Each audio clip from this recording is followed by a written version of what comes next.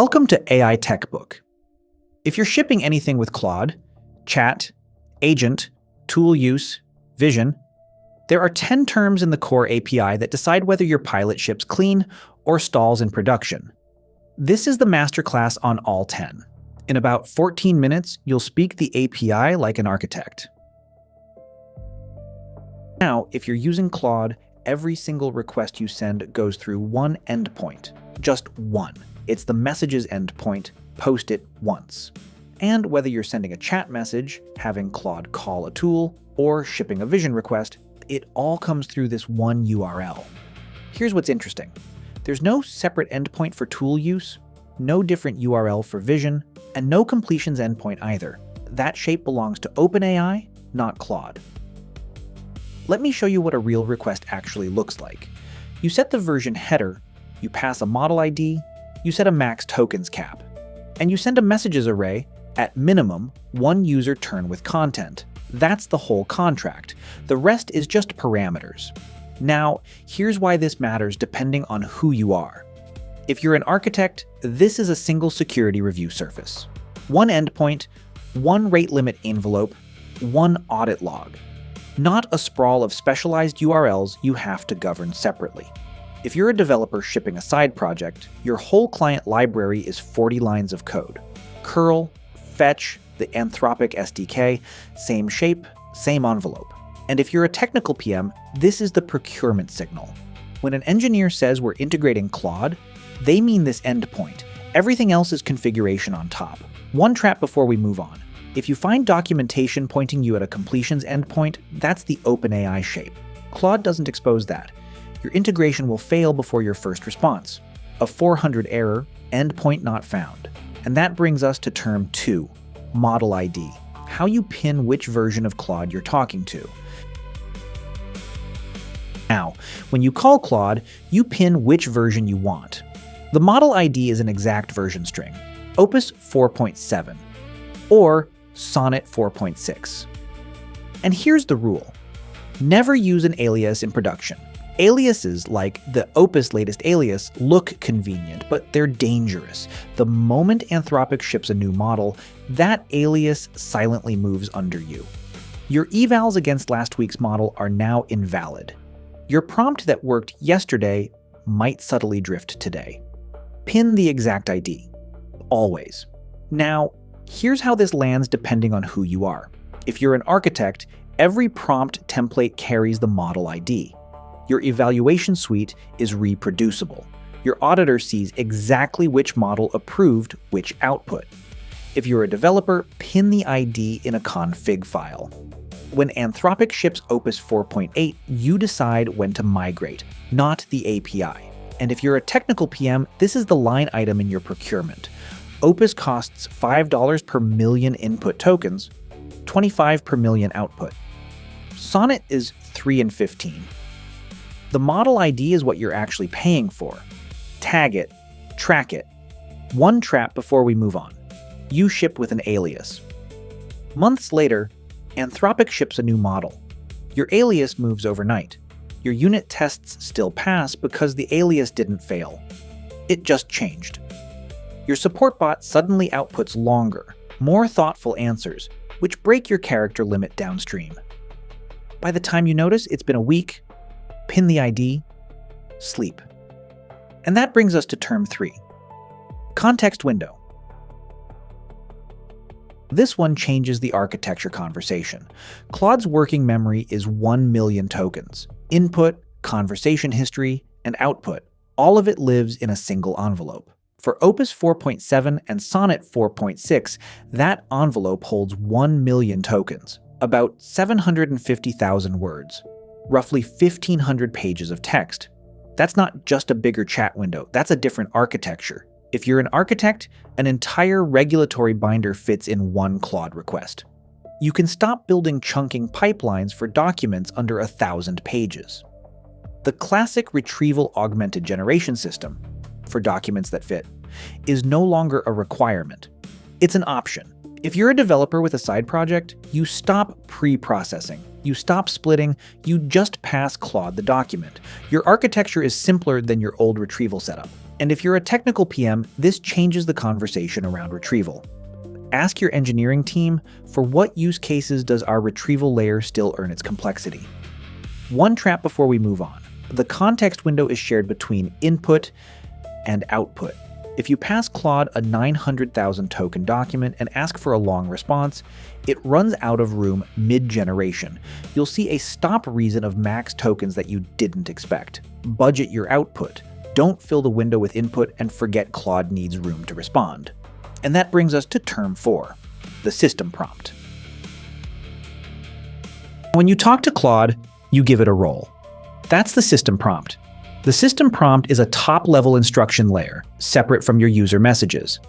It's the, "You are a contracts reviewer for a civil engineering firm. Respond in Markdown. Flag anything that violates BC Building Code Section 16. Preamble. And here's what's interesting. Claude weights the system prompt higher than ordinary user turns. It anchors behavior across the entire conversation. If you're an architect, the system prompt is a contract. It defines Claude's authority surface, what it's allowed to say, in what format, with what refusal rules. Auditing the system prompt is auditing what the agent can actually do. If you're a developer, the system prompt replaces fragile prefixed user messages. Don't tell Claude. You are a helpful assistant. In the first user turn, put it where it belongs, in the system field. And if you're a technical PM, every AI feature in your product has a system prompt behind it. Reviewing the system prompt is the cheapest way to understand what the feature actually does. Ask to see it. One trap before we move on. You embed instructions in user messages instead. Claude treats them as user content. The agent drifts out of character within 5 turns. And that brings us to term 5. Streaming. Now by default, when you call Claude, you wait for the whole response. Streaming changes that. You set stream to true in the request body. Instead of one batched JSON, Claude sends you server-sent events as it generates. Message start. Content block delta. Content block delta. Message delta. Message stop. Your user sees output appearing word by word, not after 60 seconds of staring at a spinner. And here's the part most people miss. This is a UX change, not an API change. If you're an architect, streaming changes perceived latency by an order of magnitude. A 40-second generation feels like 1 second of wait plus 39 of progressive reveal. The SLA conversation moves from total latency to time to first token. If you're a developer, this is a 2-character change in the request. Stream true. Your handler is a for loop over events. Any chat UI that doesn't make users stare at a spinner needs this. And if you're a technical PM, streaming is why your last AI feature update felt faster. Engineers turned it on. Same model, same speed, different UX. One trap before we move on. Your support bot waits 10 seconds before showing a single character of the answer. Users click away. Streaming is the cure, and it's free. And that brings us to term 6, stop reason. Now, every time Claude finishes generating, it tells you why it stopped. That's the stop reason. There are 5 values. End turn, clean finish, Claude is done. Max tokens, Claude hit the output cap, what you got is truncated. Tool use, Claude wants to call a tool, your turn to run it. Stop sequence, Claude hit a custom delimiter you set. Refusal, Claude's safety classifier triggered. And here's the rule. Branch on this value, always. If you're an architect, stop reason is your control surface for production agent loops. Tool use means the loop continues. End turn means it's done. Refusal is your escalation path. If you're a developer, never assume the response is complete. Read the stop reason. If it's max tokens, you got a truncated answer. You probably want to retry with a higher cap, or split the task. And if you're a technical PM, the dashboard your engineers built showing what happened in every conversation, it groups by stop reason. It's the highest signal metric for agent reliability. One trap before we move on. Your agent loops forever because you didn't check for end turn. Or it quietly returns truncated answers because you didn't check for max tokens. Both fail silently. Both are catastrophic in production. And that brings us to term 7. prompt caching, the cost lever. Now, if you send Claude the same long prefix on every request, you're paying full price every time. You don't have to.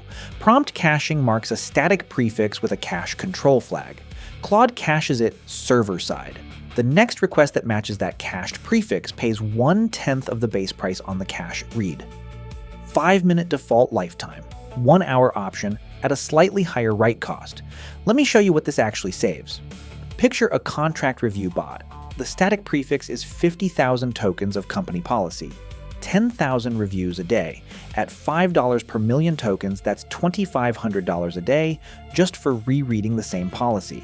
With caching warmed, cache reads drop to 1/10 the base price. $250 a day. A 10 times saving on that prefix. If you're an architect, cache control is the cheapest cost optimization in your stack. One field. Massive reduction. If you're a developer, prompt caching turns infeasible bots into shippable bots. The bot that costs 10 cents per conversation becomes near 1 cent on cache hits. And if you're a technical PM, when an engineer says 90% cost reduction, they mean cache hits, not cache writes. Ask the question, are we actually hitting the cache or paying the write penalty on every request? One trap before we move on. Cache writes cost more than base, 1.25 times for the 5-minute cache, twice base for the 1-hour cache. The savings only land after the first request warms the prefix. If your traffic is bursty, you might pay the write penalty without ever hitting the read savings. And that brings us to term 8, message batches. Now, if your job can wait, you pay half. The Batches API is for work that doesn't need a real-time response. Bulk classification, document reindexing, content moderation backfills. You submit up to 100,000 requests in one batch, or 256 megabytes. Results retained for 29 days. 50% off list price. And here's what's interesting. Most batches finish in under an hour. The 24-hour deadline is the cap, not the typical wait. If you're an architect, any non-real-time workload belongs on batch. Half the cost. No SLA penalty, because there's no SLA on background work. If you're a developer, batch is how you afford a side project. Sync API costs scale linearly with users. Batch lets you process at idle hours for half the rate. And if you're a technical PM, batch is the answer to, can we reprocess our entire archive? Yes, at half the price, finished by Monday. One trap before we move on. You pay full price for a job that didn't need real time, or you blow the request cap by submitting more than 100,000 requests in a single batch. Both wastes are quiet, they only show up in the bill. And that brings us to term 9, extended thinking, the one most teams get wrong. This is the one most teams ship broken. Extended thinking is built-in reasoning. You enable it with a thinking parameter in your request. And on Sonnet 4.6, you specify a budget type enabled with a budget in tokens. Claude uses up to that budget of internal reasoning before producing the output. But here's the catch. On Opus 4.7, that exact same code returns a 400 error. Read that again. Type enabled with a manual budget. On Opus, that's a 400. Anthropic's endpoint rejects your request. On Opus 4.7, you have to use adaptive thinking only. Type adaptive. Claude decides how much to think. You don't budget it, Claude does. And by default on Opus, the thinking content isn't even returned to you. You have to opt in by setting display to summarized. If you're an architect, this is how you get reliable reasoning on math, legal, and regulated content. Budget on Sonnet, adaptive on Opus, and make sure your client handles thinking content blocks. They arrive before. The text blocks in the response stream. If you're a developer, here's the line that breaks teams. If you ship Opus 4.7 with hard-coded budget tokens, your application crashes with a 400 error on every single request. Migrate to adaptive mode before you deploy. And if you're a technical PM, this is the term most teams get wrong. Adaptive versus manual is a one-line decision that silently breaks an integration. Ask your engineers, are we on adaptive thinking with display set to summarized on Opus? One trap before we move on.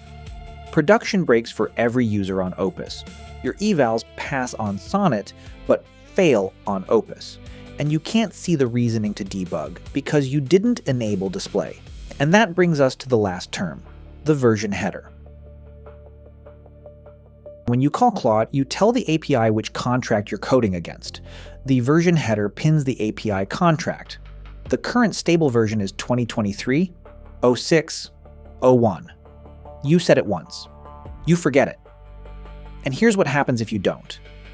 The default version, when the header is absent, is whatever Anthropic decides at request time, which means Claude's behavior can change under you, without warning. Without breaking, your code still gets a 200 response. Just a subtly different one. Pin the version. If you're an architect, this is the API stability decision. Pin it once in your client wrapper. When Anthropic introduces a breaking change in a future version, you opt in on your schedule, not theirs.